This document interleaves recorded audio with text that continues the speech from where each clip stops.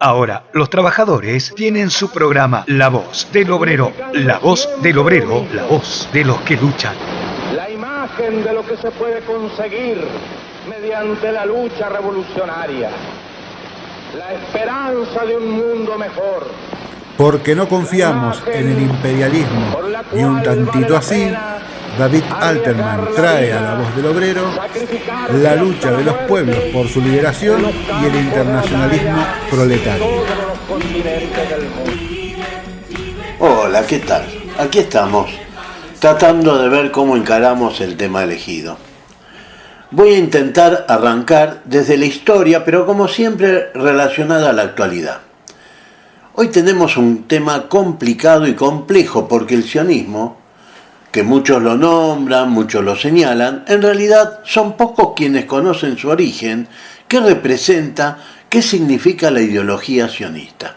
Pensar simplemente que el sionismo es masacre o agresión es una simplificación del verdadero objetivo del sionismo, porque el sionismo es toda una ideología que representa a un sector de los judíos, no a todos los judíos. Y además, para complicarlo un poco más, debemos decir que incluso hay un sector del sionismo judío que está en desacuerdo con lo que está pasando hoy en Palestina. De eso hablaremos más adelante.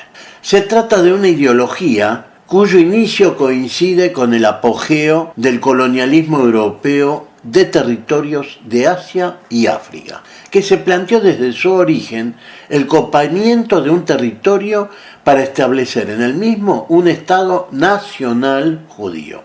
Con el tiempo se terminó definiendo que ese territorio fuese Palestina, tomando como base el Antiguo Testamento, la Biblia. Esto es así porque estuvieron en duda muchos enclaves. Incluso en algún momento se habló de la Patagonia Argentina. De ahí surgió ese mito de que el sionismo quería ocupar la Patagonia, el famoso Plan Andinia, ¿lo escucharon? Pero sí, en un inicio evaluaron la Patagonia Argentina. También una parte de Etiopía era considerada como una posibilidad para el establecimiento del Estado Nacional Judío. Estamos hablando allá por 1897-98. Hago hincapié en esto de Estado Nacional porque involucra un nivel muy fuerte de nacionalismo, esta definición del sionismo. Además puede verse que lo del retorno a su tierra era un verso. Si no, no hubiesen pensado en lugares tan dispersos como Argentina o Etiopía. En fin, como no existía territorio libre de pobladores, y ya habiendo decidido que Palestina iba a ser el territorio a ocupar, se determina entonces la práctica de colonialismo de asentamientos, como ya expliqué en otras columnas, para colonizar y ocupar el territorio palestino.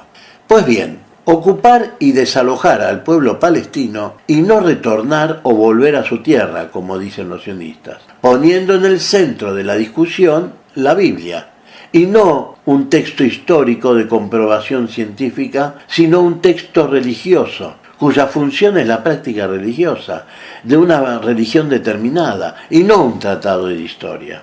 Esto, desde el vamos, implica una contradicción muy fuerte, porque no hay base sustentada en la realidad para determinar que Palestina es el hogar natural de los judíos. En todo caso, es el hogar natural de los palestinos. Y habría que demostrar que la totalidad de los judíos son los descendientes naturales de los palestinos. Y acá entramos en otro berenjenal.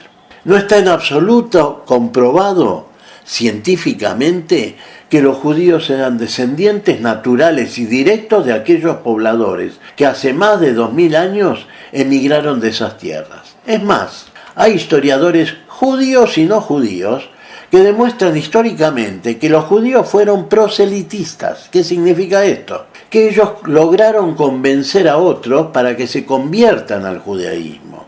Y justamente la raíz de una de las ramas de los judíos, los askenazis, provienen de Europa.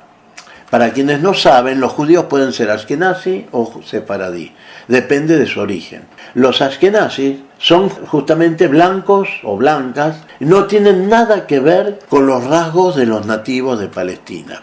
Tampoco son la mezcla de pueblos, simplemente provienen de la conversión religiosa de un sector de la sociedad al judaísmo. Creo que acá estaríamos terminando la primera parte de este tema.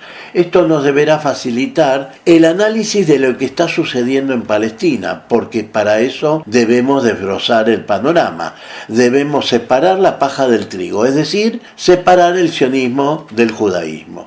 Es imperioso que cortemos esta farsa de hablar del pueblo elegido, de la tierra prometida y de todos esos elementos que están en la Biblia, que fueron escritos en relación a lo que pasaba hace miles de años atrás, para justificar la actualidad. Me refiero de lo que viene sucediendo en Palestina, especialmente desde hace 100 años. No se puede traer mitos y dichos de hace 2000 o 3000 años atrás. La historia de Palestina no habla de disputa alguna que tenga relación con lo que está pasando hoy. Es más, hay descendientes directos de nativos judíos de Palestina que rescatan la convivencia pacífica hasta la llegada de los primeros sionistas a principios del siglo XX. Por lo tanto, hay un corte tan profundo en la historia, provocado a propósito por el sionismo, que no podemos aceptar su justificación en la falacia de está escrito en la Biblia, para explicar lo que está pasando hoy. Lo que está pasando hoy es pura y exclusivamente una decisión de un sector de la sociedad judía de apropiarse a sangre y fuego de un territorio que no es propio por la fuerza. Bueno, en la próxima la seguimos. Chao.